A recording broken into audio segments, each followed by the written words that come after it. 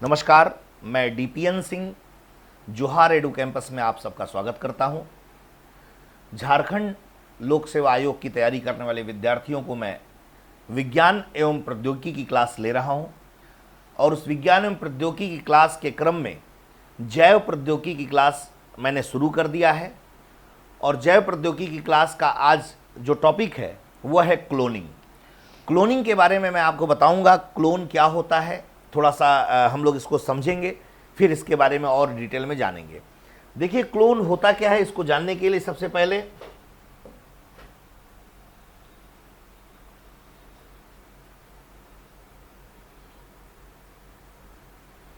Clone क्या होता है इसको जानने के लिए हमें थोड़ी सी बातों को जानना जरूरी होगा कि क्लोन कैसा होता है, क्या होता है, इसकी क्या विशेषता होती है।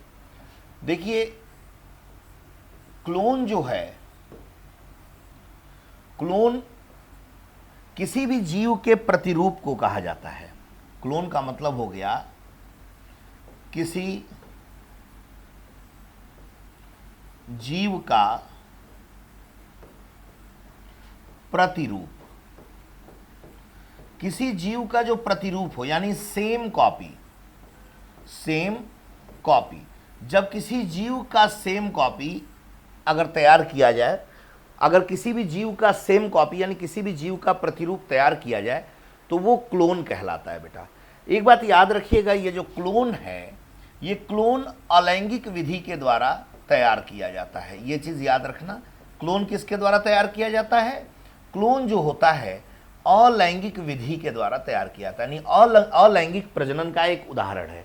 अलैंगिक प्रजनन किसे कहते हैं? अलैंगिक प्रजनन उसे कहा जाता है जिसमें सेक्सुअल ऑर्गन भाग नहीं लेते हैं और वो किसी एक पेरेंट से निर्मित होता है, चाहे माता के शरीर से चाहे पिता के शरीर से।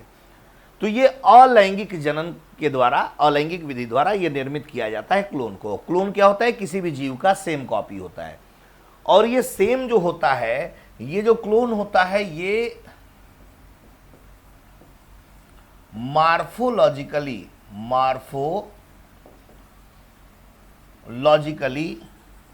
सेम होता है और साथ ही साथ मॉर्फोलॉजिकली के साथ साथ ये जेनेटिकली सेम होता है। अर्थात इसको कहा जा सकता है कि इसकी शारीरिक संरचना समान होती है, यानी इसकी शारीरिक संरचना समान होती है और आनुवांशिक रूप से भी ये समान होता है। तो ऐसे संरचना को क्लोन के नाम से जाना जाता है। क्लोन किसी भी जीव का सेम कॉपी होता है जो शारीरिक रूप से और आनुवांशिक रूप से समान होता है और क्लोन अलैंगिक विधि द्वारा तैयार किया जाता है। ये बात आप सबको समझ में आ गया होगा। अब देखो बेटा, अगर इसके थोड़ा सा ऐतिहासिक पृष्ठभूमि पर अगर हम नजर डालें तो क्लोन जो है, सबसे पहला क्लोन जो था, जो सबसे पहला क्लोन था,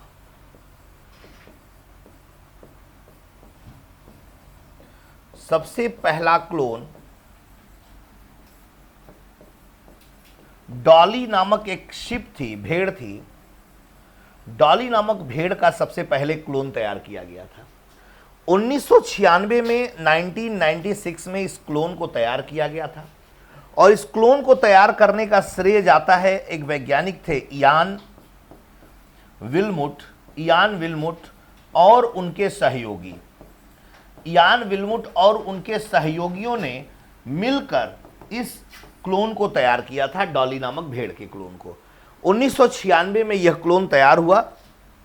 उसके बाद बेटा 2003 में लंग डिजीज, मतलब फेफड़े में एक रोग हो गया जिससे डॉली की डेथ हो गई। डॉली यानी जो शिप यानी भेड़ था उसकी डेथ हो गई। इसकी क्या हो गई? डेथ हो गई। तो इस प्रकार सबसे पहला जो क्लोन इयान विल्मुट और उनके सहयोगियों ने 1996 में भेड़ का एक क्लोन तैयार किया था जिसका नाम रखा था डॉली। और 2003 में इस डॉली को फेफड़े की समस्या हो गई, फेफड़े संबंधित रोग हो गया जिससे इसकी डेथ हो गई।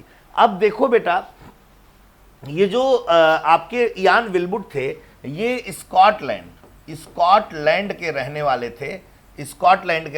थे और जिस संस्थान में काम करते थे उस संस्थान का नाम है रोजलिन इंस्टीट्यूट।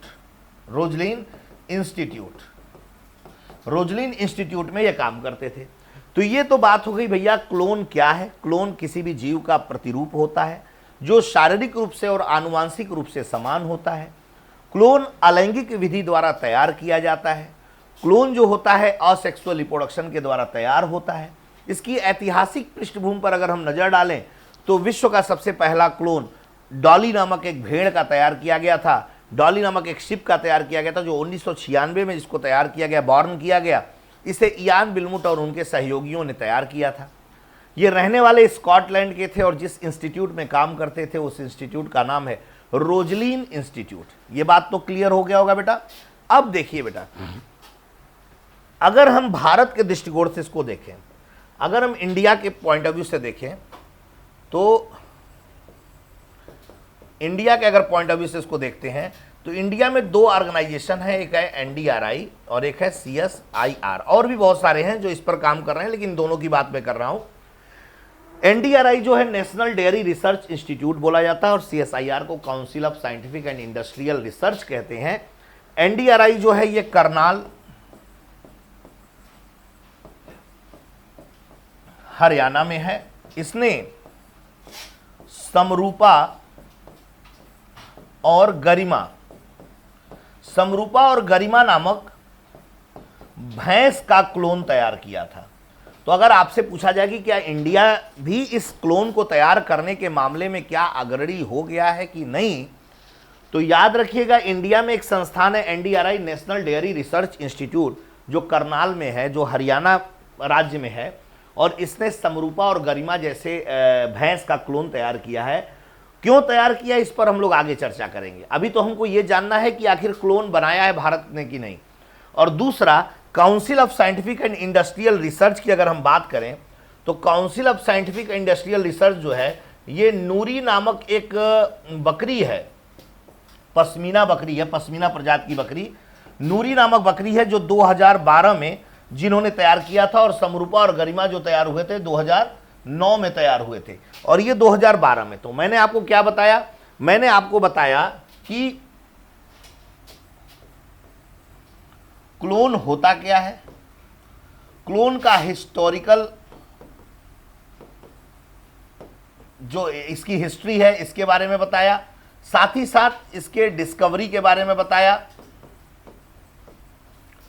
किसने इसकी डिस्कवरी किया है और इंडिया के पॉइंट ऑफ व्यू से इसका क्या रोल है, इंडिया में इसका क्या रोल है। तो मैंने बताया क्लोन एक किसी भी जीव का सेम कॉपी होता है, जेनेटिकली और मॉर्फोलॉजिकली यानी आनुवांशिक रूप से और बाह्य संरचना शारीरिक रूप से वो समान होता है, सेम स्ट्रक्चर दिखाई देता है। अलैंगिक प्रजनन के द्वारा इसे तैयार किया जाता है। अब आते हैं इसके हिस्टोरिकल बैकग्राउंड पर। तो इसे सबसे पहले रोजलिन संस्थान में काम करने वाले वैज्ञानिक इयान विल्मुट और उनके सहयोगियों ने डॉली नामक भेड़ का क्लोन तैयार किया था। डॉली नामक भेड़ के क्लोन को बॉर्न कराने में, उसको पैदा कराने में जो सन था वो 1996 था। फेफड़े की बीमारी के कारण 2003 में इसकी डेथ हो गई थी। भारत के पॉइंट ऑफ व्यू से, इंडिया के दृष्टिकोण से अगर देखा जाए बेटा, तो इंडिया के दृष्टिकोण से जो क्लोन तैयार किया गया था वो एनडीआरआई और सीएसआईआर के द्वारा तैयार किया गया। एनडीआरआई जो Karnal, national dairy research institute, राष्ट्रीय दुग्ध अनुसंधान केंद्र कहते हैं, जो करनाल में है। यहाँ समरूपा और गरिमा नामक भैंस का क्लोन तैयार किया गया है, 2009 में इसे तैयार किया गया। उसके बाद CSIR, council of scientific and industrial research की बात करें तो council of scientific and industrial research जो है नई दिल्ली में है। इसने पश्मीना बकरी की एक प्रजाति होती है जिसे हम लोग नूरी नाम रखे, उस नूरी नाम के बकरी का क्लोन तैयार किया था। आइए आपको एक तरीका बताते हैं कि क्लोन जो हो कैसे तैयार किया जाता है और क्लोन में जो जनन क्लोनिंग होती है और चिकित्सकीय क्लोनिंग होती है इसका क्या रोल है। आइए थोड़ा इसके बारे में हम लोग जान लेते हैं। देखो बेटा, दो बातें हैं। एक तो मान लीजिए कि ये ए है और ये बी है। ए जो है ये दैहिक कोशिका दाता है। क्या है? इसको बोलते हैं दैहिक कोशिका दाता। ये दैहिक कोशिका दाता है। और दूसरा है जहां से हम लोग एग प्राप्त करते हैं, जो एग देता है, एग वाला दाता है। यानी कि ए दैहिक कोशिका दाता है और बी जो है एग दाता है। तो हमने ए के बॉडी से एक कोशिका निकाला, जाहिर सी बात है एक कोशिका निकाला यहां से, तो कोशिका के अंदर यह न्यूक्लियस पाया जाता है। बी की बॉडी से एक कोशिका निकाला और इसकी कोशिका में यह न्यूक्लियस है। अब करते क्या है बेटा कि ये जो दैहिक कोशिका है इसकी इस कोशिका वाले पार्ट को अलग कर देते हैं, इसके इस कोशिका वाले पार्ट को अलग कर देते हैं और इसको यूज कर लेते हैं।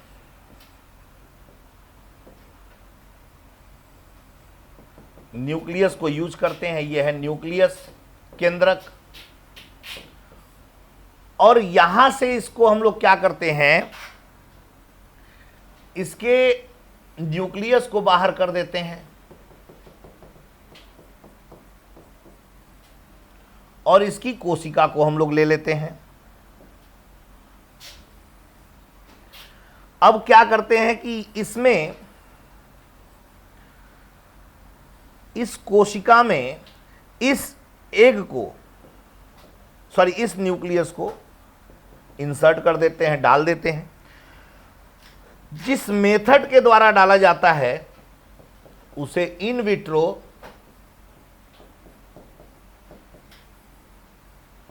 फर्टिलाइजेशन कहते हैं।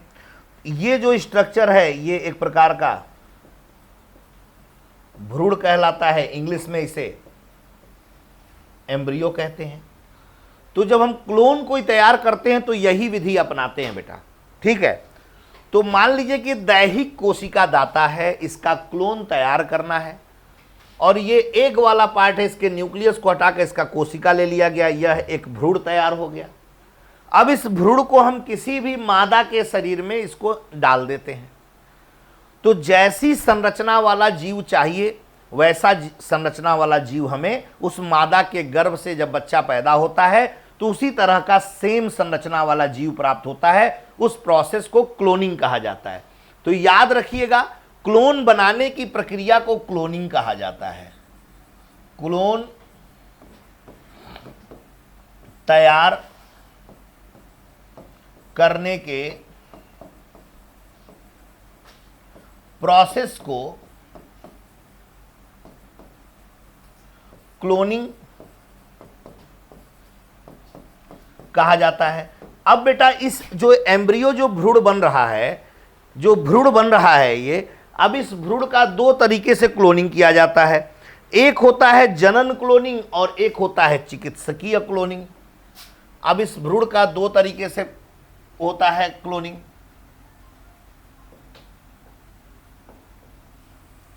एक होता है जिसे कहा जाता है जनन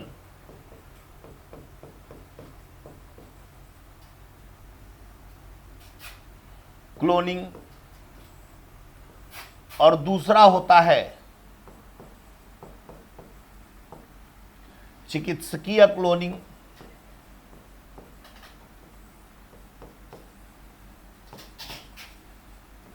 अब जनन क्लोनिंग और चिकित्सकीय क्लोनिंग का मतलब क्या होता है? अब ये जनन क्लोनिंग की ही देन है, जनन क्लोनिंग की ही देन है कि जो समरूपा, गरिमा, ये क्या है? ये भैंस के क्लोन है। नूरी, नूरी क्या है? बकरी का क्लोन है। ये बकरी का क्लोन है। तो बेटा इसको क्या करते हैं? भ्रूण को गर्भ में भेजते हैं, किसी मादा के गर्भ में डालते हैं। अब इस भ्रूण को मादा के गर्भ में डालेंगे, फिर 9 महीने बाद उस जिसका क्लोन तैयार किया जा रहा है उसी तरह की संरचना डेवलप हो जाती है। तो आप देखिए ये जो समरूपा, गरिमा, नूरी, ये सब जो क्लोन तैयार किया गया है ये जनन क्लोनिंग के उदाहरण बोले जाते हैं। बेटा किसके उदाहरण बोले जाते हैं? जनन क्लोनिंग के उदाहरण बोले जाते हैं। और यदि जब भ्रूण को प्रयोगशाला में विभाजित होने दिया जाता है, जब भ्रूण को प्रयोगशाला में, जब भ्रूण को प्रयोगशाला में विभाजित होने दिया जाता है, तो जब भ्रूण को प्रयोगशाला में विभाजित होने दिया जाएगा तो बेटा शरीर के विभिन्न अंगों के स्रोत के रूप में यह कार्य करता है। कहने का मतलब यह है कि ये भ्रूण जब गर्भ में डाला जाएगा, यानी ये भ्रूण जो है जब गर्भ में जाता है, किसी मादा के गर्भ में जब डाला जाएगा तो 9 महीने बाद जब ये जिस बेबी को बॉर्न करेगा वो सेम उसी जीव के शरीर की संरचना के समान होगा। तो इसे जनन क्लोनिंग कहा जा रहा है। और जब इसे भ्रूण को प्रयोगशाला में इसका विभाजन किया जाए और प्रयोगशाला में विभाजन करा के इससे अंग विकसित किया जाए और इसका उपयोग अपने मतलब मानव जीवन में अंगों के निर्माण के लिए किया जाए, यानी आप कह सकते हैं कि जो स्टेम सेल होता है, स्टेम सेल को डेवलप किया जाए, तो ये चिकित्सकीय क्लोनिंग का उदाहरण होता है। तो हमने क्या बात किया, हमने बात किया बेटा कि जो क्लोन होता है ये क्या होता है। क्लोन किसी भी जीव का सेम कॉपी होता है, किसी भी जीव का प्रतिरूप होता है। वो शारीरिक रूप से भी समान होता है और आंशिक रूप से भी समान होता है। क्लोन बनाने की यानी क्लोन तैयार करने की प्रक्रिया को क्लोनिंग कहा जाता है। अब क्लोन को थोड़ा सा ऐतिहासिक पृष्ठभूमि पर अगर नजर डालें तो क्लोन को सबसे पहले जो तैयार किया था वो इयान बिलमुट, एक साइंटिस्ट थे जो स्कॉटलैंड के रहने वाले थे। उनके सहयोगियों के साथ मिलकर इन्होंने 1996 में इसको तैयार किया था। डॉली नामक भेड़ का क्लोन इन्होंने तैयार किया था। डॉली नामक भेड़ का क्लोन 1996 में रोजलिन संस्थान में काम करने वाले स्कॉटलैंड के वैज्ञानिक इयान बिलमुट ने तैयार किया था। फेफड़े की बीमारी होने के कारण, फेफड़े का संक्रमण होने के कारण 2003 में इसकी डेथ हो गई। तो ये तो बात हो गई, चलो भाई क्लोन बनाने की शुरुआत हो गई। लेकिन अगर भारत के दृष्टिकोण से देखा जाए तो नेशनल डेयरी रिसर्च इंस्टीट्यूट और council of scientific and industrial research जो है, ये 2 ऑर्गेनाइजेशन है जिन्होंने क्लोन बनाने में महारत हासिल कर लिया है। तो जो NDRI, राष्ट्रीय दुग्ध अनुसंधान केंद्र जो है, ये करनाल हरियाणा में है। इसने क्लोनिंग प्रोसेस की मदद से समरूपा और गरिमा नाम के भैंस के 2 क्लोन तैयार किए 2009 में। इसमें इन्होंने विश्व कीर्तिमान स्थापित किया। साथ ही साथ council of scientific and industrial research जो है, ये नूरी नामक बकरी का क्लोन तैयार किया।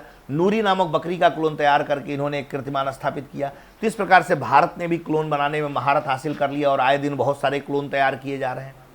क्लोन तैयार कैसे होता है, इसमें 2 तरह की कोशिकाओं को लिया जाता है। एक दैहिक कोशिका लिया जाता है और एक अंडे वाली कोशिका लिया जाता है। तो दैहिक कोशिका के सेल को अलग करके उसके न्यूक्लियस केंद्रक को ले लेते हैं। अंडे वाले न्यूक्लियस को बाहर कर दिया जाता है, उसकी कोशिका को ले लिया जाता है। दोनों को जोड़ दिया जाता है, इसका न्यूक्लियस और उसका सेल जोड़ देते हैं तो वह भ्रूण बन जाता है। इस प्रोसेस को इन विट्रो फर्टिलाइजेशन कहते हैं। तो उस प्रोसेस की मदद से अब उसको क्या करते हैं, अगर उसी भ्रूण को किसी मादा जीव के गर्भ में डाल दिया जाए और उससे एक नया बेबी बॉर्न हो जो सेम उसी तरह के जिसका क्लोन तैयार किया जा रहा है उसी की तरह हो, तो उसे बोला जाता है जनन क्लोनिंग। और जब उस भ्रूण को प्रयोगशाला में विभाजित होने के लिए छोड़ दिया जाता है और उससे कोई नया अंग विकसित होता है और उस अंग का उपयोग हम लोग अपने शारीरिक संरचना को डेवलप करने में करते हैं, जैसे स्टेम सेल, तो उसे चिकित्सकीय क्लोनिंग कहा जाता है। तो आशा करते हैं ये बात समझ में आ गई होगी कि क्लोन होता क्या है और क्लोन की कितने प्रकार के होते हैं और क्लोन किस तरीके से तैयार किया जाता है। अब क्लोन के कुछ बहुत सारे सकारात्मक पक्ष हैं बेटा। सकारात्मक पक्ष क्या है कि अगर आप जनन क्लोनिंग कर रहे हैं तो क्लोन बनाने से एक लाभ ये होगा कि जो प्रजातियां विलुप्त हो रही हैं, विलुप्त होने वाली प्रजातियों को बचाया जा सकता है। यानी क्लोन के माध्यम से क्लोन के सकारात्मक पक्ष क्या क्या है? सकारात्मक पक्ष क्या क्या है? क्लोन का सकारात्मक पक्ष यह है, पहला कि जो विलुप्त हो रही प्रजातियां हैं उन्हें बचाया जा सकता है। यानी जो प्रजातियां विलुप्त हो रही हैं उन प्रजातियों को बचाया जा सकता है क्लोन तैयार करके। ये एक इसका सकारात्मक पक्ष है। दूसरा, पर्यावरण एवं पारिस्थितिक संतुलन को बनाए रखा जा सकता है। दूसरा इसका सकारात्मक पक्ष क्या है? क्लोन की मदद से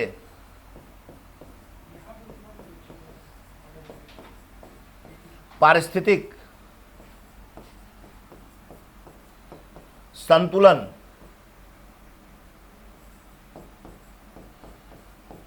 विकसित कर सकते हैं। तो हमने कहा कि सकारात्मक पक्ष के अंतर्गत सबसे पहला क्या हो गया कि जो विलुप्त हो रही प्रजातियां हैं या जो विलुप्त हो चुकी हैं उनको हम लोग तैयार कर सकते हैं, तो प्राकृतिक संतुलन बना रहेगा, यानी पारिस्थितिक संतुलन हम लोग मेंटेन कर सकते हैं। इसके साथ साथ बेटा मानव जीवन को स्वस्थ एवं दीर्घायु रखने में भी सहायक है। ये मानव जीवन को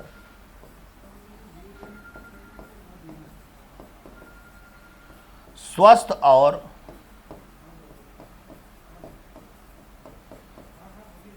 दीर्घायु रखने में सक्षम है। आप देख सकते हैं कि मानव जीवन को भी यह स्वस्थ और दीर्घायु रख सकता है। मतलब क्लोन अगर बना दिया जाए तो विलुप्त हो रही प्रजातियों को बचाया जा सकता है, मानव जीवन को स्वस्थ एवं दीर्घायु किया जा सकता है, साथ ही साथ प्राकृतिक संतुलन को भी बनाया जा सकता है, पशुओं की गुणवत्ता में सुधार किया जा सकता है। पशुओं की गुणवत्ता में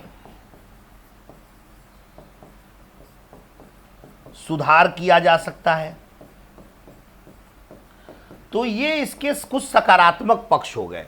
और साथ ही साथ यही नहीं, और भी बहुत सारे सकारात्मक पक्ष हैं। जैसे हम रोग प्रतिरोधक क्षमता वाले जीव विकसित कर सकते हैं, हम लोग अधिक दुग्ध उत्पादन करने वाले जीवधारियों को निर्मित कर सकते हैं।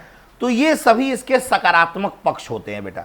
सकारात्मक पक्ष के साथ साथ इनकी कुछ सीमाएं भी हैं। अब सीमाएं क्या हैं? मानव के संदर्भ में जो जनन क्लोनिंग है को प्रकृति में हस्तक्षेप माना जाएगा। अगर इसके नकारात्मक पक्ष या इसकी सीमाओं को देखें,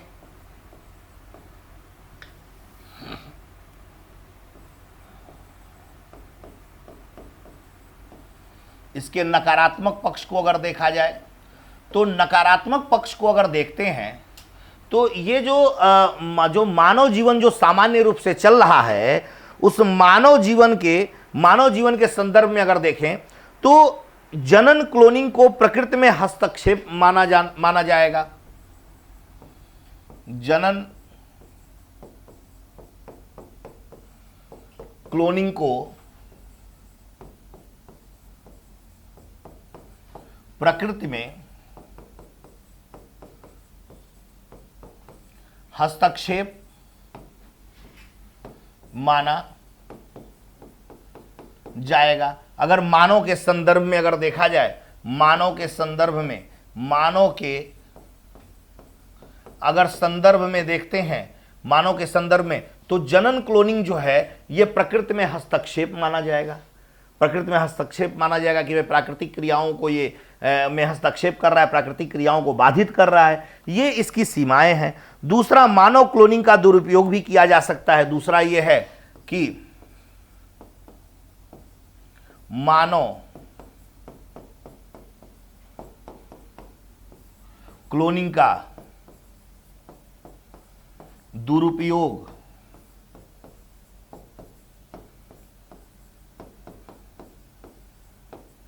किया जा सकता है। मानव क्लोनिंग का दुरुपयोग किया जा सकता है। मानव क्लोनिंग का दुरुपयोग किया जा सकता है कैसे? मानव बम बनाकर अंगों की तस्करी करके, मानव बम बनाकर अंगों की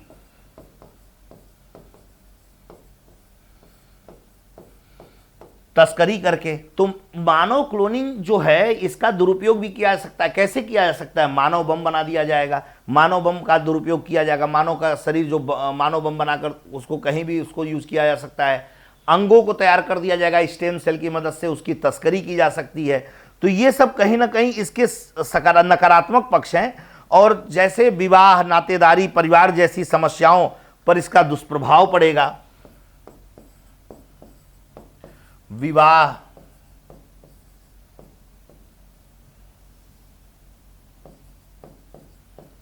नातेदारी, विवाह हो गया, नातेदारी हो गया और आपका परिवार हो गया, जैसी समस्याओं पर, जैसे उस पर दुष्प्रभाव इसका देखने को मिलेगा। अगर विवाह, नातेदारी, परिवार जैसी संस्थाओं पर इसका दुष्प्रभाव देखने को मिलेगा। विवाह, नातेदारी, परिवार जैसी संस्थाओं पर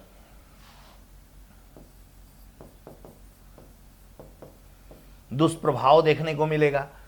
तो कहने का मतलब यह है कि मानव क्लोनिंग का सकारात्मक पक्ष तो है ही, साथ ही साथ नकारात्मक पक्ष भी बहुत ज्यादा हैं।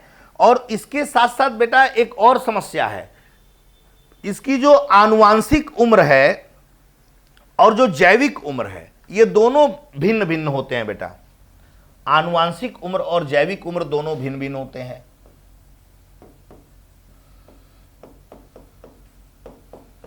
आनुवांशिक उम्र और जैविक उम्र भिन्न भिन्न होते हैं। इसका मतलब क्या हुआ, इसको थोड़ा समझिए।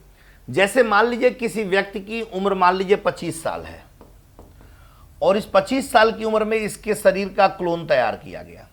मान लीजिए कि ये 40 साल की उम्र तक पहुंचता है तो इसको कोई आनुवांशिक बीमारी हो जाती है, जेनेटिक डिसऑर्डर हो जाता है, आनुवांशिक बीमारी हो जाती है।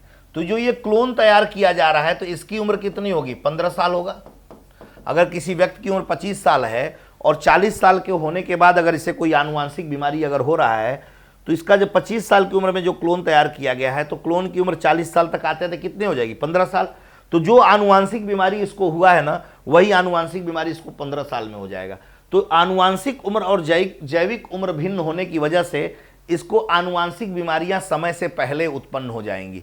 तो ये कुछ इसकी सीमाएं हैं बेटा, ये कुछ इसकी क्या है, सीमाएं हैं। और इन सब सीमाओं के बावजूद भी चिकित्सकीय क्लोनिंग मानव शरीर को स्वस्थ एवं दीर्घायु रखने में बहुत मदद करता है। या मान लीजिए कोई शरीर का कोई अंग अगर विकसित नहीं है तो उस अंग का क्लोन तैयार करके उस अंग को विकसित किया जा सकता है चिकित्सकीय क्लोनिंग के द्वारा। या जनन क्लोनिंग के द्वारा जो हम लोग जंतुओं को तैयार कर रहे हैं, जंतुओं के जो क्लोन तैयार कर रहे हैं, इस उद्देश्य से तैयार कर रहे हैं कि उससे ज़्यादा दुग्ध उत्पादन किया जाए, पौष्टिक जो पोषक तत्वयुक्त उत्पादों को प्राप्त किया जाए। ये सभी इस क्लोन को तैयार करने के पीछे सकारात्मक पक्ष है। कुछ हमने नकारात्मक पक्ष के बारे में भी देखा। तो आशा करते हैं बेटा जो क्लोनिंग के बारे में आपको बताया गया ये आपको बेहतर ढंग से समझ में आया होगा। अगर क्लोनिंग के बारे में अगर कभी लिखने के लिए आए तो आप इस पर एक टिप्पणी लिख सकते हैं, बढ़िया से आप इस पर आंसर कर सकते हैं। एक बार और इसको मैं आपको रिपीट करता हूं, थोड़ा ध्यान दीजिएगा।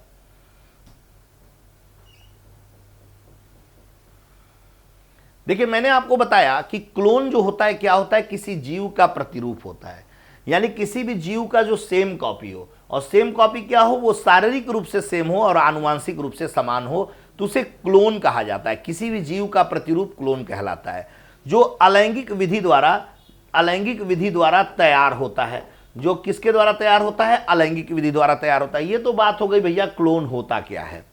अब थोड़ा सा इसकी ऐतिहासिक पृष्ठभूमि पर अगर नजर डालें तो विश्व का सबसे पहला क्लोन जो था डॉली यानी सिप को तैयार किया गया था। सिप यानी भेड़ का क्लोन तैयार किया गया था जो 1996 में पैदा हुआ। इसे तैयार करने का श्रेय जाता है वैज्ञानिक इयान विल्मुट और उनके सहयोगियों को, जो रहने वाले स्कॉटलैंड के थे और रोजलिन इंस्टीट्यूट में काम करते थे। 2003 में इसी डॉली को फेफड़े से संबंधित संक्रमण हो गया जिससे इसकी डेथ हो गई। भारत के दृष्टिकोण से देखेंगे तो भारत में दो ऑर्गेनाइजेशन है, एनडीआरआई और सीएसआईआर। एनडीआरआई को नेशनल डेयरी रिसर्च इंस्टीट्यूट कहते हैं जो करनाल में स्थित है, करनाल हरियाणा में है। और एनडीआरआई जो है नेशनल डेयरी रिसर्च इंस्टीट्यूट ने समरूपा और गरिमा नामक दो भैंस का क्लोन तैयार किया है, जो एक अपने में एक बहुत ही बड़ा कीर्तिमान भारत ने स्थापित किया तैयार करके, जो अत्यधिक दुग्ध को प्रदान करने वाली भैंस की प्रजातियां थी। इसके बाद हमारा जो सीएसआईआर है, council of scientific and industrial research, इसने नूरी नामक बकरी का क्लोन तैयार किया 2012 में। ये भी काफ़ी उत्पादक क्षमता रखती है, इसकी भी उत्पादकता के दृष्टिकोण से इसको तैयार किया गया था। इसके बाद बेटा हमने बताया क्लोन क्या होता है, क्लोन का हिस्टोरिकल बैकग्राउंड क्या है, इसकी खोज किसने किया, भारत में क्लोन तैयार हुआ कि नहीं हुआ। अब क्लोन तैयार कैसे होता है, दो तरह की कोशिकाएं ली जाती हैं, एक दैहिक कोशिका दाता होता है और एक जिसमें एग वाला जो दाता होता है, एग वाली कोशिका होती है। दैहिक कोशिका दाता से कोशिका वाले पार्ट को अलग कर लेते हैं और इसके केंद्रक को अलग कर निकाल लेते हैं, और जो एग वाली कोशिका है, एग के कोशिका में न्यूक्लियस को अलग करते हैं, कोशिका को ले लेते हैं। अब इसमें न्यूक्लियस में इन विट्रो फर्टिलाइजेशन की मदद से इस केंद्रक को इस कोशिका के अंदर इसको डाल देते हैं, तो ये एक प्रकार का ये भ्रूण तैयार होता है इन विट्रो फर्टिलाइजेशन के द्वारा। अब इस भ्रूण को हम लोग क्या करते हैं, दो तरीके की क्लोनिंग में इसका प्रयोग किया जाता है, एक जनन क्लोनिंग में प्रयोग करते हैं और एक चिकित्सकीय क्लोनिंग में इसका प्रयोग किया जाता है। जनन क्लोनिंग में क्या होता है कि इस भ्रूण को मादा के गर्भ में इसको डाल दिया जाता है, जिसका क्लोन तैयार करना होता है, वो 9 महीने बाद वहां से बच्चा पैदा होता है और उसी के समान वो क्लोन तैयार हो जाता है। उदाहरण के रूप में समरूपा गरिमा भैंस का क्लोन तैयार किया गया और नूरी बकरी का क्लोन तैयार किया गया। अब जो चिकित्सकीय क्लोनिंग होता है, चिकित्सकीय क्लोनिंग का तात्पर्य यह है कि जब भ्रूण को प्रयोगशाला में विभाजित करके तैयार किया जाता है, जब भ्रूण प्रयोगशाला में विभाजित हो और विकसित होकर नए अंग का निर्माण करे और उस अंग का उपयोग कोई मानव कर सके, जैसे स्टेम सेल के रूप में इसे जाना जाता है, तो ऐसे क्लोनिंग की प्रक्रिया को चिकित्सकीय क्लोनिंग के नाम से जाना जाता है बेटा। अब देखिए, इस क्लोन की कुछ सकारात्मक पक्ष भी हैं, कुछ नकारात्मक पक्ष भी हैं। अगर हम इस क्लोन के सकारात्मक पक्ष पर अगर ध्यान दें तो इसका सकारात्मक पक्ष यह है कि अगर क्लोन, जैसे मान लीजिए कि बहुत सारी प्रजातियां इस पृथ्वी पर पाई जाती हैं जो दिन प्रतिदिन विलुप्त हो रही हैं या विलुप्त होने के कगार पर हैं या विलुप्त हो चुकी हैं, तो क्लोन एक ऐसी प्रक्रिया है बेटा जिसके द्वारा इन्हें तैयार किया जा सकता है। क्लोनिंग प्रोसेस के द्वारा इसे तैयार करके पुनः हम इसका उपयोग कर सकते हैं और पारिस्थितिक संतुलन बनाने में हम लोग इसकी मदद ले सकते हैं। तीसरा, इसकी सबसे बड़ी खासियत यह है कि क्लोनिंग एक ऐसी प्रक्रिया है जिसके द्वारा मानव जीवन को स्वस्थ एवं दीर्घायु बनाया जा सकता है। इसके साथ साथ बेटा पशुओं की नस्ल में सुधार किया जा सकता है, ज़्यादा से ज़्यादा दुग्ध उत्पादक पशु को तैयार किया जा सकता है। तो ये इसके कुछ सकारात्मक पक्ष हो गए बेटा। सकारात्मक पक्ष के साथ साथ इसके कुछ नकारात्मक पक्ष भी हैं। वो इनकी सीमाएं क्या हैं, जैसे मान लीजिए अगर मानव के संदर्भ में अगर देखें तो जो जनन क्लोनिंग होता है, उस जनन क्लोनिंग को समाज स्वीकार नहीं करता, यानी जनन क्लोनिंग प्रकृति में हस्तक्षेप माना जाएगा, ऐसा मतलब इसकी नकारात्मक पहलू कह सकते हैं। और दूसरा, मानव क्लोनिंग का दुरुपयोग भी किया जा सकता है। जैसे मान लीजिए कोई अंग अगर तैयार किया गया तो उस अंग का तस्करी किया जा सकता है, उस अंग का मानव बम के रूप में प्रयोग किया जा सकता है। और साथ ही साथ जो विवाह है, नातेदारी है, रिश्तेदारी है, जो ऐसी संस्थाएं हैं, इनके ऊपर इसका दुष्प्रभाव देखने को मिलेगा। और एक और इसका सबसे बड़ा नकारात्मक पक्ष ये है बेटा कि जिसका क्लोन तैयार किया जाएगा उसकी जैविक उम्र और आनुवांशिक उम्र में भिन्नता दिखाई देगी।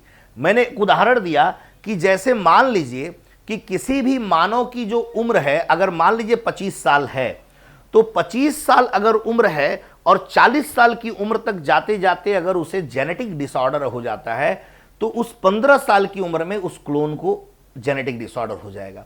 तो ये एक बहुत बड़ी समस्या है बेटा, जिसकी वजह से इसके यहाँ क्लोन नहीं बनाया जा सकता है और अभी तक मानव क्लोन नहीं बनाया गया है, इसी नाते क्योंकि इसका बहुत बड़ा इसका दुरुपयोग किया जा सकता है। तो मैंने आपको एक मुख्य परीक्षा के आंसर राइटिंग के पॉइंट ऑफ व्यू से आपको मैंने बताया क्लोन होता क्या है, क्लोन का ऐतिहासिक पृष्ठभूमि क्या है, भारत के दृष्टिकोण से क्या क्लोन हमारे लिए किस तरीके से तैयार किया गया था और किस लिए आवश्यक है, कैसे क्लोन को बनाया जाता है, किस तरीके से जनन क्लोनिंग की जाती है और चिकित्सकीय क्लोनिंग का तात्पर्य क्या है, और साथ ही साथ क्लोन के सकारात्मक पक्ष क्या हैं और नकारात्मक पक्ष क्या हैं, इनके बारे में मैंने आपको बताया। आशा करता हूं कि ये पूरा का पूरा आपको आंसर फॉर्मेट आपको तैयार हो गया होगा और इसको आप बेहतर तरीके से समझ गए होंगे। क्लियर? तो आइए हम लोग इसके आगे एक और जैसे ये क्लोनिंग के बारे में बताया गया, उसी तरीके से स्टेम सेल होता है, स्टेम सेल के बारे में बताऊंगा, लेकिन एक पीपीटी के माध्यम से हम लोग इसको थोड़ा और बेहतर ढंग से समझ लेते हैं।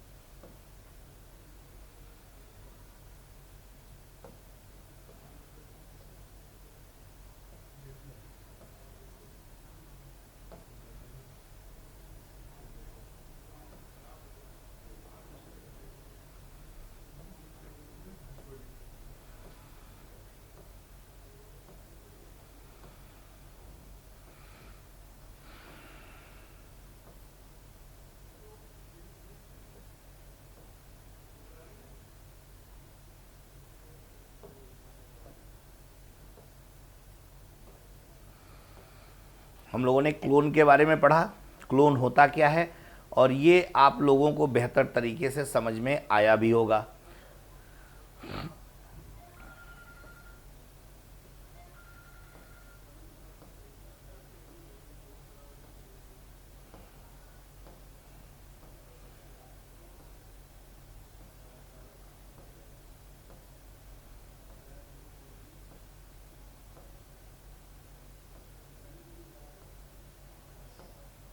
चूंकि ये क्लोनिंग, देखिए बेटा, क्लोनिंग के बारे में मैंने आपको बताया कि क्लोनिंग होता क्या है।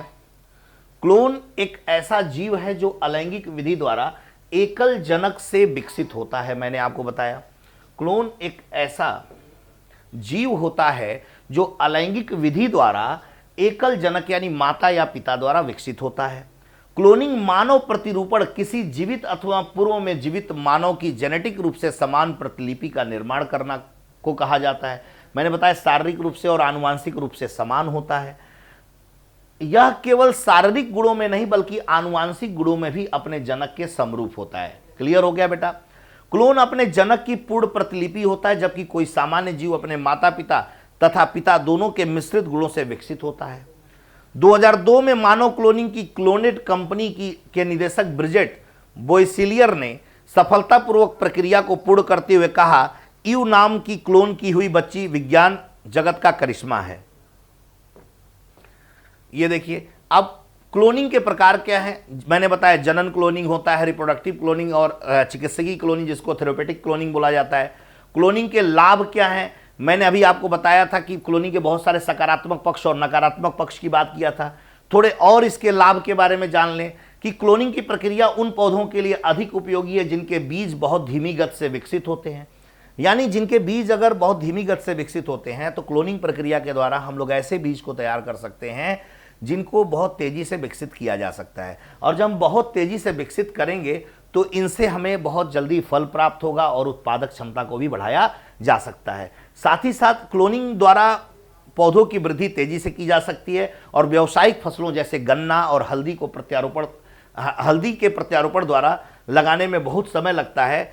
इन पौधों को तेजी से वृद्धि करके इनसे हम लोग व्यावसायिक लाभ ले सकते हैं। तो ये कुछ इसकी विशेषता है। रोग प्रतिरोधक क्षमता को बढ़ाया जा सकता है। क्लोनिंग इसलिए हमारे लिए लाभप्रद है जिससे हम जो भी कृषि करेंगे वो जलवायु अनुकूल यानी किसी भी जलवायु के अनुकूल फसल उगाया जा सकता है। क्लोनिंग प्रोसेस के द्वारा वातावरण के प्रति अनुकूलता स्थापित करेगा वो फसल क्लोनिंग माध्यम के द्वारा। तो ये इसके कुछ लाभ हैं। अगर हम देखें राष्ट्रीय महत्व के वन वृक्षों की फसल के विकास में क्लोनिंग तकनीक को प्रभावी माना गया है। साथ ही साथ मैंने बताया कि मानव के स्वास्थ्य को बेहतर किया जा सकता है, मानव को दीर्घायु बनाया जा सकता है क्लोनिंग प्रोसेस के द्वारा। बहुत सारे ऐसे अंग हैं जो मानव शरीर में विकसित नहीं होते हैं, बहुत सारे ऐसे अंग हैं जो मानव शरीर में डैमेज हो जाते हैं एक्सीडेंट वगैरह के कारण, उसको विकसित किया जा सकता है क्लोनिंग प्रोसेस के द्वारा। उन्नत पशु किस्मों का विकास किया जा सकता है और आर्गन क्लोनिंग से अंग प्रत्यारोपण सरल होगा। ये कुछ इसके सकारात्मक पक्ष मैंने आपको पहले ही बता दिया है। और हानियों के बारे में बताया था कि सामाजिक संरचना जैसे परिवार हो गया, नातेदारी हो गई, रिश्तेदारी जैसी संस्थाओं पर इसका दुष्प्रभाव देखने को मिलेगा। मानव बम बनाया जा सकता है, अंगों की तस्करी इससे की जा सकती है। ये तमाम तरह की समस्याएं हैं। क्लोन की सेना बनाई जा सकती है जिससे एक देश से दूसरे देश पर अटैक हम कर सकते हैं। तो ये बहुत सारे इसके नकारात्मक पक्ष हैं। इनको भी जैसे मैंने बताया कि आनुवांशिक उम्र और जैविक उम्र दोनों में अंतर देखने को मिलता है जिससे तमाम तरह की आनुवांशिक बीमारी होने की संभावना उस क्लोन को होगी। तो ये एक इसके नकारात्मक पक्ष हैं। व्यक्ति की पहचान करना कठिन हो जाएगा, अपराध आदि बढ़ जाएंगे और सबसे बड़ी बात है कि भ्रूण हत्या ज़्यादा हो जाएगा, भ्रूण हत्या की समस्या ज़्यादा देखने को मिलेगी। तो ये क्लोनिंग कहलाता है बेटा। तो ये इसके कुछ सकारात्मक पक्ष और नकारात्मक पक्ष हुए और मैंने इसके कुछ आपको फैक्ट्स भी बताए थे कि रोजलिन संस्थान यानी जो स्कॉटलैंड में रहने वाला जो इयान विल्मुट और उनके सहयोगी थे, इन्होंने सबसे पहले 1996 में 1996 में डॉली नामक भेड़ का क्लोन तैयार किया था और डॉली नामक भेड़ को लंग डिजीज यानी फेफड़े से संबंधित उसको संक्रमण होने की वजह से 2003 में उसकी डेथ हो गई। भारत में एनडीआरआई और सीएसआईआर ने NDRI national dairy research institute ने 2009 में समरूपा और गरिमा नामक भैंस का क्लोन तैयार किया और एक कीर्तिमान स्थापित किया। साथ ही साथ जो council of scientific and industrial research है जो न्यू दिल्ली में है, इसने 2012 में नूरी नामक बकरी का क्लोन तैयार करके एक कीर्तिमान स्थापित किया, जो पश्मीना प्रजाति की बकरी है, जो ज़्यादा से ज़्यादा दुग्ध उत्पादक क्षमता रखती है। इन सब बातों को ध्यान में रखते हुए क्लोन को तैयार किया गया था। आशा करता हूं कि क्लोन क्या होता है, रिकॉम्बिनेंट डीएनए टेक्नोलॉजी क्या होती है, बायोटेक्नोलॉजी क्या है, ये सब आपको क्लियर होता चल रहा होगा। अब इसी क्रम में हम लोग आगे बढ़ते हैं बेटा, इसी क्रम में हम लोग आगे बढ़ते हैं।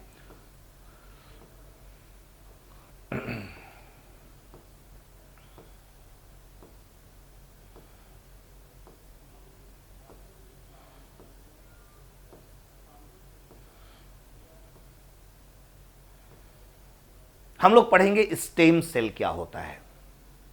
ठीक है, तो क्लोनिंग हम लोग ने जाना, अब हम लोग जानेंगे कि स्टेम सेल क्या होता है, इसके बारे में थोड़ा हम लोग डिटेल में पढ़ेंगे। देखिए हमारे शरीर में बहुत सारी कोशिकाएं हैं, ठीक है ना, और वो कोशिकाएं हमारे अंगों का निर्माण करती हैं। क्लियर हो गया। लेकिन बेटा हमारा जो एम्ब्रियो है, उस एम्ब्रियो में एक सेल ऐसा होता है जो किसी भी अंग को निर्मित कर सकता है, उसे कहा जाता है स्टेम सेल। तो स्टेम सेल जो है वो किसी भी अंग को निर्मित कर सकता है। तो आइए थोड़ा सा इसके बारे में हम लोग जानते हैं।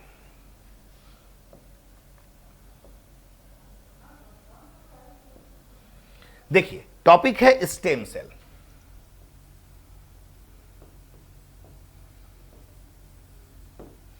स्टेम सेल यानी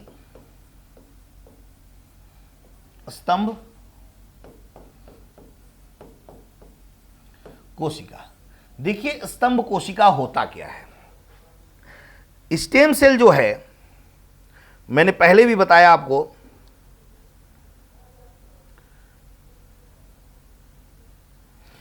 कि जो मानव शरीर में स्टेम सेल कोशिका को मास्टर कोशिका के नाम से भी जाना जाता है। पहले तो ये जान लीजिए, स्टेम सेल कोशिका को, स्टेम कोशिका को, स्टेम सेल को मास्टर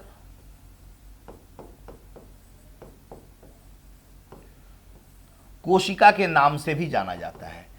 स्टेम सेल को मास्टर कोशिका के नाम से जाना जाता है, अर्थात एक ऐसी कोशिका जिनमें अन्य सभी कोशिकाओं के विकास की संभावना हो। अर्थात एक ऐसी कोशिका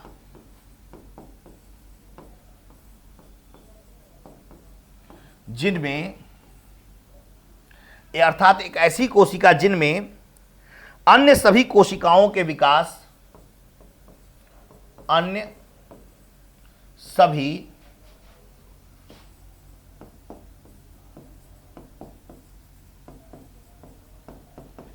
कोशिकाओं के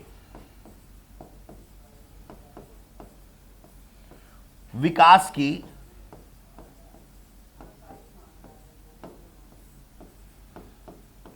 संभावना हो।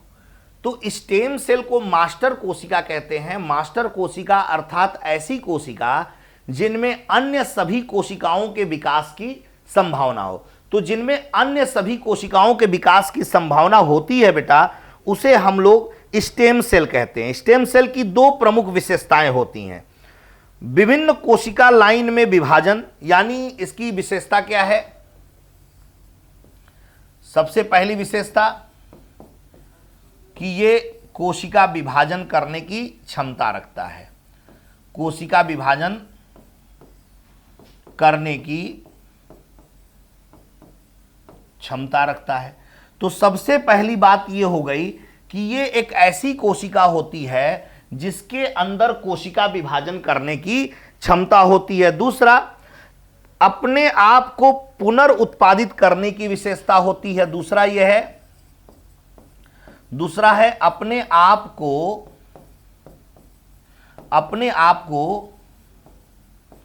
पुनर्उत्पादित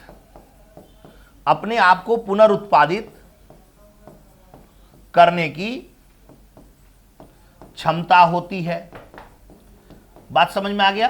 तो कहने का मतलब यह है कि स्टेम सेल को मास्टर कोशिका कहते हैं। हमारे शरीर में बहुत सारी कोशिकाएं होती हैं, बहुत सारी कोशिकाएं हैं जो अलग अलग अंगों का निर्माण करते हैं, लेकिन एक एम्ब्रियो में एक प्रथम सेल जो स्टेम सेल होता है, जो किसी भी अंग को विकसित कर सकता है, या कह सकते हैं किसी भी कोशिका को विकसित करने की क्षमता रखता है।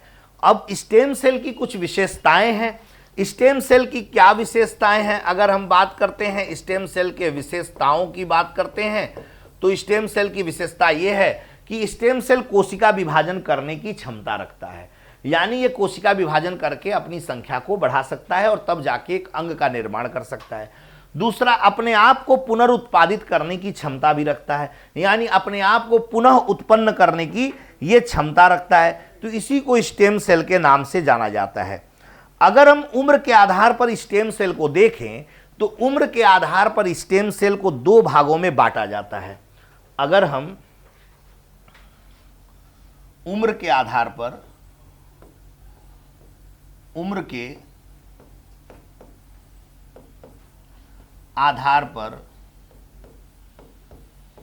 स्टेम सेल को बांटें, तो उम्र के आधार पर जो स्टेम सेल है ये दो भागों में विभाजित किया गया है। एक है बेटा एम्ब्रियोनिक स्टेम सेल और दूसरा है एडल्ट स्टेम सेल। एक है जिसको कहा जाता है एम्ब्रियोनिक स्टेम सेल, यानी भ्रूणीय स्तंभ कोशिका, और दूसरा है एडल्ट स्टेम सेल, यानी वयस्क स्तंभ कोशिका। तो उम्र के आधार पर जो स्टेम सेल है ये दो प्रकार का होता है बेटा। एक होता है एम्ब्रियोनिक स्टेम सेल और दूसरा होता है adult stem cell. Embryonic stem cell का मतलब क्या होता है? एम्ब्रियोनिक स्टेम सेल जीवन की प्रारंभिक अवस्था में प्राप्त किया जाता है, यह चीज याद रखिएगा। एम्ब्रियोनिक स्टेम सेल को जीवन की प्रारंभिक अवस्था में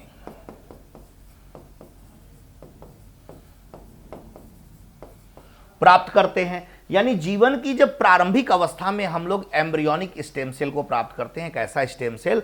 जो एम्ब्रियो से प्राप्त हो उसे एम्ब्रियोनिक स्टेम सेल कहेंगे, जो जीवन की प्रारंभिक अवस्था में हम लोग प्राप्त करते हैं। और भ्रूण के विकास के बाद की अवस्था में जब जो स्टेम सेल प्राप्त करते हैं, भ्रूण के विकास के बाद की अवस्था में, भ्रूण के विकास के बाद की अवस्था में प्राप्त करते हैं।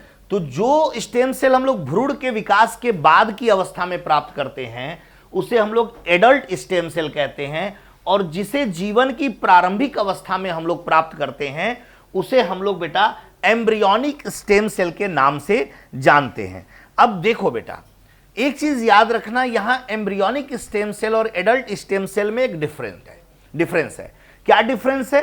वो जो एम्ब्रियोनिक स्टेम सेल होता है, अगर एम्ब्रियो से हम लोग स्टेम सेल निकालकर किसी भी ऑर्गन को अगर डेवलप करते हैं ना, तो वो पूरा का पूरा एम्ब्रियो डिस्ट्रॉय हो जाता है, नष्ट हो जाता है, जिससे एक जीवन समाप्त हो जाता है। तो अमेरिका और यूरोपियन कंट्री में बेटा इस पर पूरा का पूरा बैन लगाया गया है कि एम्ब्रियोनिक स्टेम सेल से कोई भी ऑर्गन डेवलप नहीं किया जा सकता है। लेकिन जो एडल्ट स्टेम सेल है, जो भ्रूण के उत्पन्न होने के बाद जब हम जिससे निकालते हैं कोशिकाओं को, स्टेम सेल को, वहां से हम कोई भी ऑर्गन डेवलप कर सकते हैं, जो विश्व के सभी देशों में अलाउ किया गया है। लेकिन भारत में एम्ब्रियोनिक स्टेम सेल और एडल्ट स्टेम सेल दोनों को अलाउ किया गया है, और फॉरेन कंट्री के लोग आते हैं एम्ब्रियोनिक स्टेम सेल के माध्यम से, वो अपने ऑर्गन्स को डेवलप करके हमें ज़्यादा से ज़्यादा हमें पैसा देते हैं, जिससे हम उसे व्यावसायिक रूप से भी, आर्थिक रूप से भी हम मजबूत होते हैं बेटा। तो उम्र के आधार पर जो स्टेम सेल होता है दो प्रकार का होता है, एक होता है एम्ब्रियोनिक स्टेम सेल और एक होता है जिसे कहा जाता है adult stem cell. Embryonic stem cell जीवन के प्रारंभिक अवस्था में प्राप्त होता है और जो एडल्ट स्टेम सेल है ये भ्रूणी अवस्था के बनने के बाद जो स्टेज होता है उसे हम लोग एडल्ट स्टेम सेल के नाम से हम लोग जानते हैं। अगर क्षमता के आधार पर जब हम स्टेम सेल को बांटते हैं तो ये कई प्रकार के होते हैं बेटा। अगर हम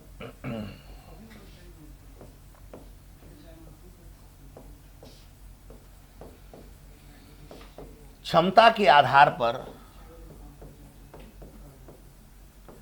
स्टेम सेल को अगर बांटें, क्षमता के आधार पर अगर स्टेम सेल को बांटते हैं तो कई प्रकार की ये होते हैं। उनका नाम है टोटीपोटेंट स्टेम सेल, दूसरा प्लूरीपोटेंट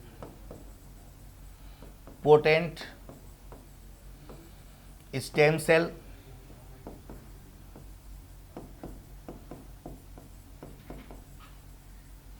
मल्टीपोटेंट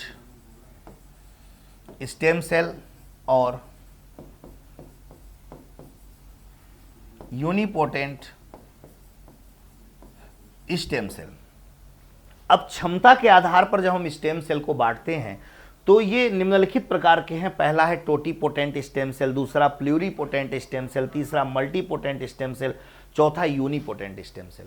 इसका मतलब क्या हुआ? देखो बेटा, अगर पूरी की पूरी बॉडी अगर डेवलप करनी, जैसे पूरा का पूरा आर्गन अगर डेवलप करना हो और कंप्लीट आर्गन डेवलप करना हो तो उसमें टोटीपोटेंट स्टेम सेल हमारे लिए मददगार होता है। और आर्गन कंप्लीट ना हो, इनकम्प्लीट हो, लेकिन लगभग वो पूर्ण हो, लगभग पूर्ण हो, ध्यान समझिएगा, लगभग पूर्ण आर्गन डेवलप हो, लगभग पूर्ण अंग विकसित हो जाए तो वो प्लूरीपोटेंट स्टेम सेल होता है। दो या दो से अधिक कोशिकाओं को निर्मित करना हो तो वो मल्टीपोटेंट स्टेम सेल के द्वारा किया जा सकता है। और एक कोशिका को अगर डेवलप करना हो तो वो यूनिपोटेंट स्टेम सेल के द्वारा डेवलप किया जा सकता है। तो एम्ब्रियोनिक स्टेम सेल जो होता है, एम्ब्रियोनिक स्टेम सेल जो होता है को टोटीपोटेंट स्टेम सेल के नाम से भी जाना जाता है। जो एम्ब्रियोनिक स्टेम सेल होता है उसको टोटीपोटेंट स्टेम सेल के नाम से भी जाना जाता है।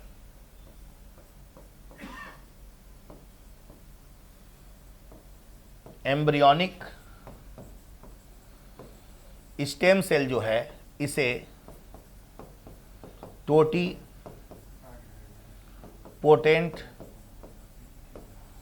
स्टेम सेल के नाम से जाना जाता है।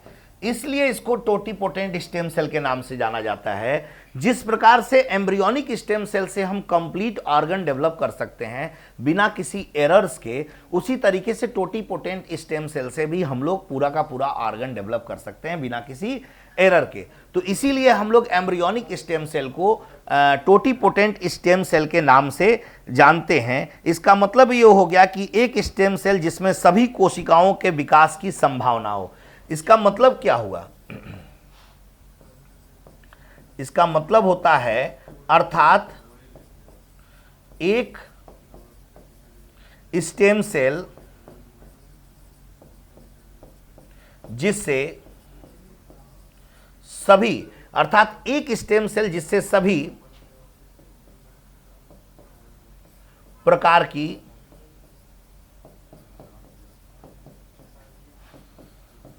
कोशिकाओं को विकसित करने की क्षमता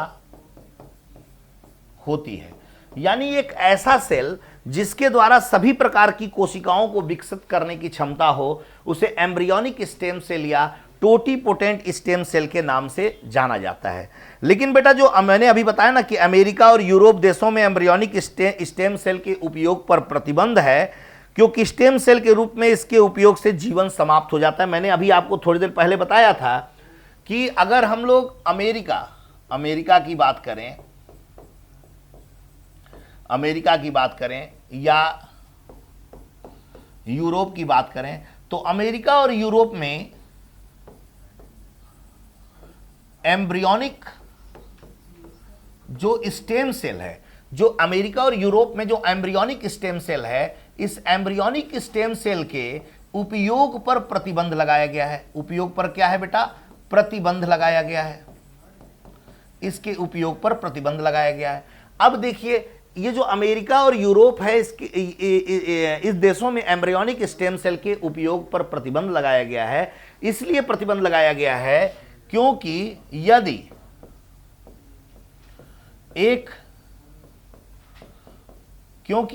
एक एम्ब्रियो से स्टेम सेल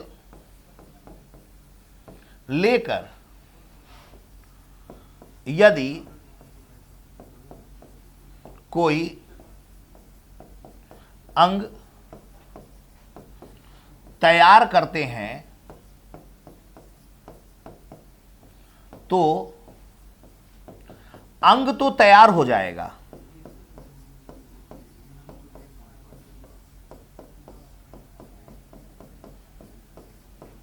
लेकिन एक जीवन समाप्त हो जाता है। तो इस बात को ध्यान में रखते हुए अमेरिका और यूरोप में एम्ब्रियोनिक स्टेम सेल पर प्रतिबंध लगाया गया है बेटा।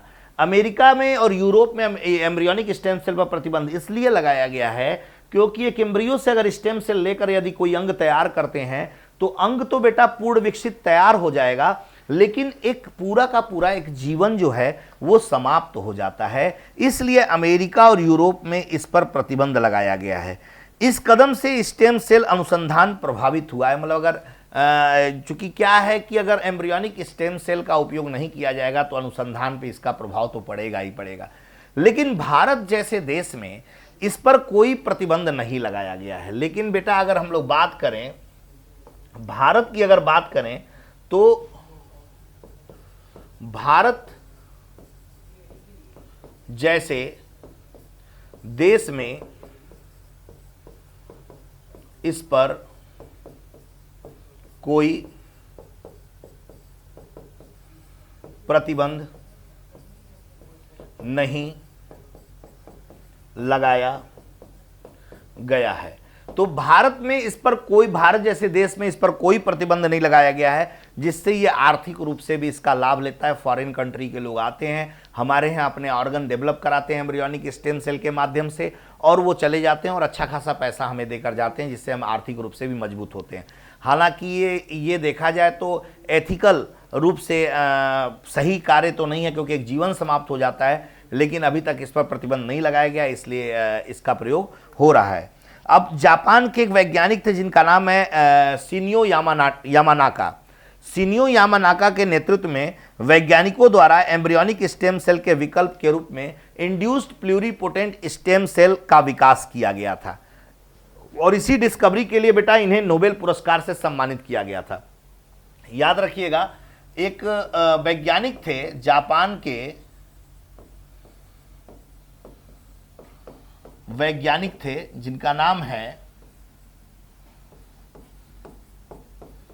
शिन्यो यामानाका या यामानाटा, शिन्यो यामानाटा। इन्होंने एम्ब्रियोनिक स्टेम सेल की जगह पर एक नया स्टेम सेल विकसित किया जिसका नाम है इंड्यूस्ड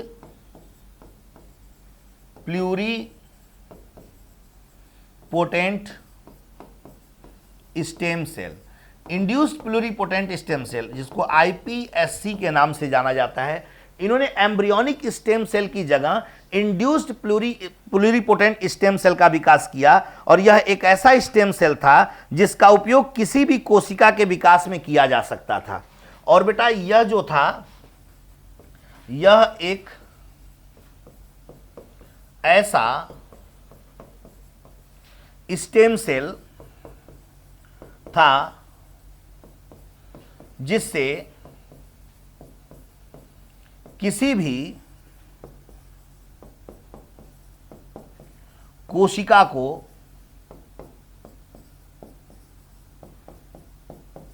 विकसित किया जा सकता था, विकसित किया जा सकता है या किया जा सकता था। तो जापान के वैज्ञानिक ने, जब जापान के वैज्ञानिक थे शिन्यो यामानाटा, जो एम्ब्रियोनिक स्टेम सेल की जो नकारात्मक पहलू थे उन नकारात्मक पक्ष को हटाकर इन्होंने एम्ब्रियोनिक स्टेम सेल के जगह पर इंड्यूस प्लूरिपोटेंट स्टेम सेल को डेवलप किया। और यह एक ऐसा स्टेम सेल था जो किसी भी प्रकार की कोशिका को विकसित करने में सक्षम था और किसी भी प्रकार की कोशिका को इसके द्वारा तैयार किया जा सकता था।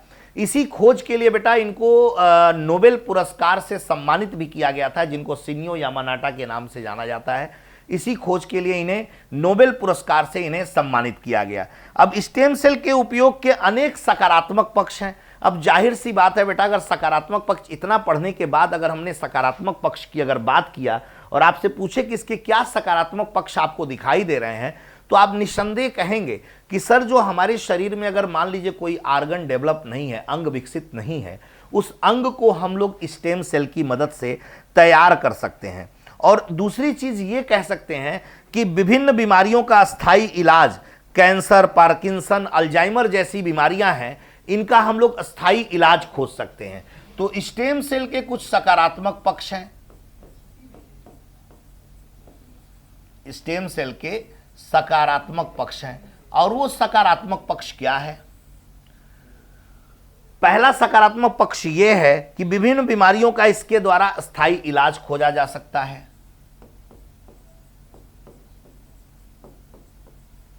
विभिन्न बीमारियों का स्थायी इलाज संभव है। जैसे मान लीजिए कैंसर हो गया, पार्किंसन हो गया, अल्जाइमर्स हो गया। एग्जाम्पल में जैसे मान लीजिए मैंने बताया कैंसर हो गया, जैसे मान लीजिए पार्किंसंस हो गया, अल्जाइमर्स हो गया। तो ये सब जो बीमारियां हैं ना बेटा, इन बीमारियों का एक स्थायी इलाज स्टेम सेल की मदद से किया जा सकता है। दूसरा, शरीर के लिए दुर्घटनाग्रसित अंगों को तैयार किया जा सकता है। यानी कि जो अंग दुर्घटनाग्रस्त हो गए हैं, उन्हें तैयार किया जा सकता है। तो ये इसके सकारात्मक पक्ष हैं बेटा, कि विभिन्न बीमारियों का स्थायी इलाज संभव है और इसकी मदद से, स्टेम सेल की मदद से हम लोग दुर्घटनाग्रस्त अंगों को, जो दुर्घटना में नष्ट हो चुके हैं अंग, उन अंगों को हम लोग पुनः विकसित कर सकते हैं। मानव जीवन को स्वस्थ एवं दीर्घायु बनाया जा सकता है इसकी मदद से। मानव जीवन को स्वस्थ एवं दीर्घायु बनाया जा सकता है। मानव जीवन को स्वस्थ एवं दीर्घायु बनाया जा सकता है इस स्टेम सेल की मदद से। साथ ही साथ अधिक विश्वसनीय एवं प्रभावी चिकित्सा पद्धति का विकास किया जा सकता है। अधिक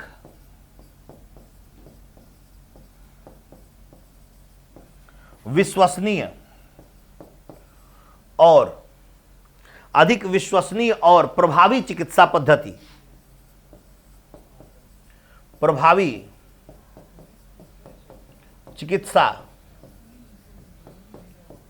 का विकास किया जा सकता है। तो इसके ये सकारात्मक पक्ष हैं बेटा, और भी बहुत सारे सकारात्मक पक्ष इसको देखने के मिल सकते हैं। तो ये इसके सकारात्मक पक्ष हैं कि भैया अगर स्टेम सेल बना दिया गया तो उससे बहुत सारी बीमारियों का स्थायी इलाज हम खोज सकते हैं। स्टेम सेल की मदद से जो अंग दुर्घटनाग्रस्त हो चुका है, उस दुर्घटनाग्रस्त अंगों को पुनः विकसित किया जा सकता है। मानव जीवन को स्वस्थ और दीर्घायु बनाया जा सकता है और अधिक विश्वसनीय एवं प्रभावी चिकित्सा पद्धति को विकसित किया जा सकता है। अब इसके देखिए बेटा, जहां सकारात्मक पक्ष इसका देखने को मिल रहा है, वहां इसके कुछ नकारात्मक पक्ष भी आपको देखने को मिलेंगे। वहां कुछ इसके नकारात्मक पक्ष भी हैं जो आपको देखने को मिलेंगे। जैसे पहला नकारात्मक पक्ष ये है कि अंगों की तस्करी बढ़ सकती है, अंगों की तस्करी बढ़ सकती है, यानी अंगों का खरीद फरोख्त हो सकता है। ये एक इसका नकारात्मक पहलू है। साथ ही साथ इसके दुरुपयोग की आशंका तो है ही, जैसे अंगों की तस्करी वगैरह हो गया, और ऐसी कोशिकाओं को शरीर द्वारा स्वीकार किया जाना संदेहास्पद होगा। स्वीकार नहीं किए जाने की स्थिति में बीमारी होने की संभावना है। अब दूसरी बात यह है कि स्टेम सेल की कभी कभी इसके नकारात्मक पक्ष ये हैं कि कैंसर जैसी बीमारियां भी हो सकती हैं। कैंसर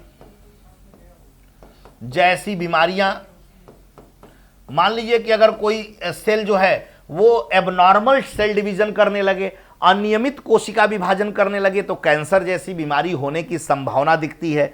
और ऐसी चिकित्सा पद्धति जब अगर तैयार होगी तो जाहिर सी बात है कि ये चिकित्सा पद्धति महंगी होगी। ये जो चिकित्सा पद्धति है ये महंगा होगा। तो ये कुछ इसके बेटा इसके नकारात्मक पक्ष हैं जो हमें देखने को मिल रहे हैं। लेकिन इन सब नकारात्मक पक्ष के बावजूद भी हम इसके सकारात्मक पक्ष को अगर देख रहे हैं तो हम देख रहे हैं कि मानव जीवन कहीं ना कहीं सुखमय हो रहा है। मानव जीवन में मानव के जो अंग हैं वो कहीं ना कहीं जो दुर्घटना से ग्रस्त हो गए हैं, दुर्घटना से नष्ट हो गए हैं, वो पुनः विकसित किए जा सकते हैं। स्टेम सेल के माध्यम से नई कोशिकाएं डेवलप की जा सकती हैं, और बहुत सारे ऐसे प्रोसेस हम लोग देख रहे हैं इसमें कि जिससे मानव के लिए ये उपयोगी साबित हो रहा है। अब जाहिर सी बात है कि भारत में इस प्रकार की जो चिकित्सा पद्धति के लिए जो एम्स है, all India institute of medical science जैसे बड़े अस्पताल हैं, इनमें विशेष एक विभाग बनाया गया है, और अनेक संस्थाओं द्वारा बोन मैरो स्थानांतरण की सुविधा उपलब्ध कराई गई है। ये बोन मैरो स्थानांतरण जो है ये स्टेम सेल थेरेपी का एक पार्ट है बेटा, याद रखिएगा। जो बोन मैरो ट्रांसप्लांटेशन होता है,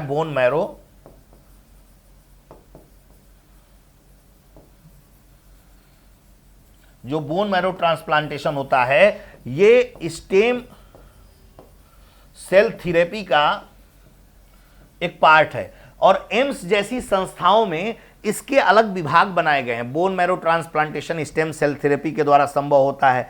भारत में स्टेम सेल के उपयोग में जो डीबीटी है, आईसीएमआर है द्वारा निर्देश जारी किया गया कि इस प्रकार की सुविधा के लिए वैधानिक अनुमति लेना आवश्यक है। अगर आपको स्टेम सेल से कोई क्या कहते हैं कि अगर अंग विकसित करना है तो भारत के डिपार्टमेंट ऑफ बायोटेक्नोलॉजी और आईसीएमआर द्वारा यह निर्देश दिया गया है कि इसकी वैधानिक मान्यता प्राप्त करना आपको आवश्यक है। तो इस प्रकार बेटा हमने क्या क्या देखा? हमने देखा कि स्टेम सेल होता क्या है, स्टेम सेल कैसे विकसित होता है, उम्र के आधार पर स्टेम सेल कितने प्रकार के होते हैं, क्षमता के आधार पर स्टेम सेल कितने प्रकार के होते हैं, इनकी विशेषता क्या होती है, एम्ब्रियोनिक स्टेम सेल क्यों अमेरिका और यूरोपियन कंट्री में नहीं इसका उपयोग किया जा रहा है, भारत में इसका उपयोग किया जा रहा है क्यों, और क्यों एम्ब्रियोनिक स्टेम सेल का उपयोग नहीं किया जाता है। अब इंड्यूस्ड प्लूरी स्टेम सेल का विकास किसने किया, किस वैज्ञानिक ने इसे निर्मित किया, किन उद्देश्यों के तहत निर्मित किया, इस पर हमने आपको चर्चा की। और आपको अंत में मैंने यह बताया कि स्टेम सेल जो तैयार किया जा रहा है, इस स्टेम सेल के कुछ हमारे जीवन में, मानव जीवन में सकारात्मक पक्ष भी हैं और इसकी कुछ सीमाएं भी हैं, यानी नकारात्मक पक्ष भी हैं। तो उन सकारात्मक और नकारात्मक पक्ष के बावजूद हमारे लिए ये किस प्रकार से उपयोगी है, इस पर भी हम लोगों ने डिस्कस किया। साथ ही साथ कौन सी ऐसी संस्था है जिसके द्वारा हमें इसे मान्यता प्राप्त होगी, हमें इसे वैधानिक मान्यता हमें प्राप्त करना पड़ेगा। आईसीएमआर और डीबीटी क्या है, इसके बारे में हमने बताया। आइए एक बार और इस पूरी जो व्यवस्था है स्टेम सेल की, इसको एक बार और आपको रिपीट करा देता हूं, ताकि इससे संबंधित अगर आपको प्रश्न आए तो आप बेहतर ढंग से इसका आंसर राइटिंग कर सकें। थोड़ा एक बार और हम लोग इस पर ध्यान देंगे।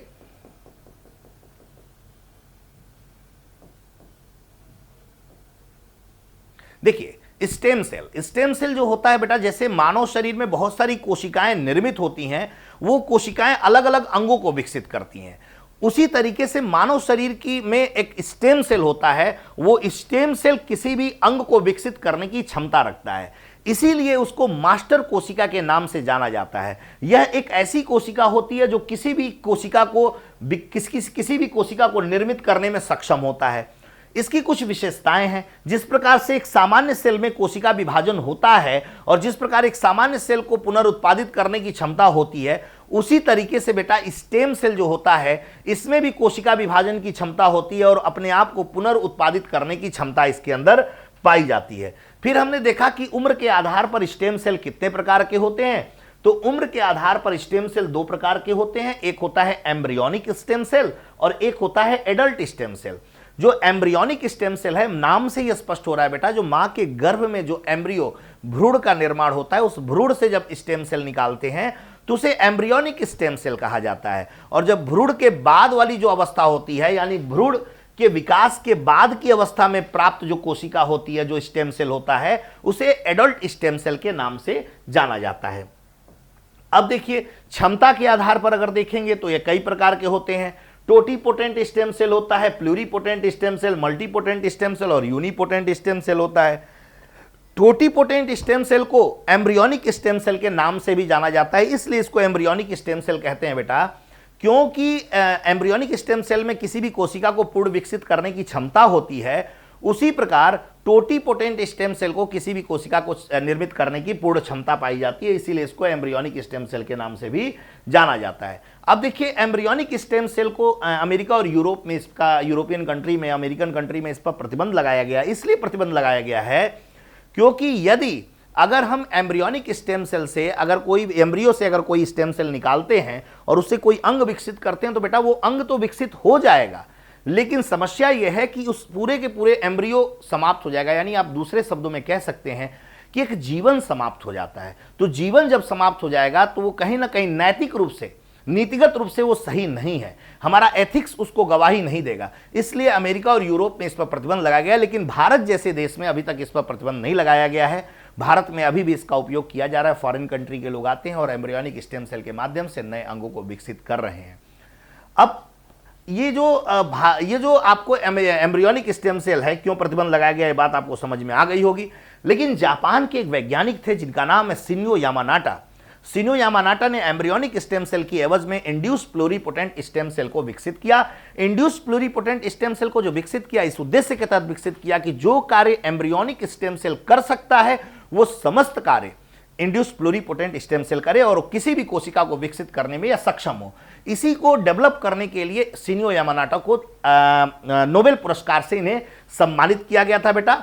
और जो इंड्यूस्ड प्लूरीपोटेंट स्टेम सेल होता है, एक ऐसा स्टेम सेल जिससे किसी भी कोशिका को विकसित करने की क्षमता ये रखता है। इसके बाद इसके जो स्टेम सेल हैं, इसके कुछ सकारात्मक पक्ष हैं, और सकारात्मक पक्ष क्या है इस पर थोड़ा सा हम लोग गौर करें। सकारात्मक पक्ष यह है कि विभिन्न बीमारियों का इससे अस्थायी इलाज संभव है, जैसे कैंसर, पार्किंसन, अल्जाइमर जैसी बीमारियों को इससे ठीक किया जा सकता है। दुर्घटनाग्रस्त अंगों को इससे डेवलप किया जा सकता है। साथ ही साथ मानव जीवन को स्वस्थ एवं दीर्घायु बनाया जा सकता है। ये एक अत्यधिक प्रभावी और जो अत्यधिक विश्वसनीय और प्रभावी चिकित्सा पद्धति है, इसलिए इसके बेहतर माना जाता है स्टेम सेल को।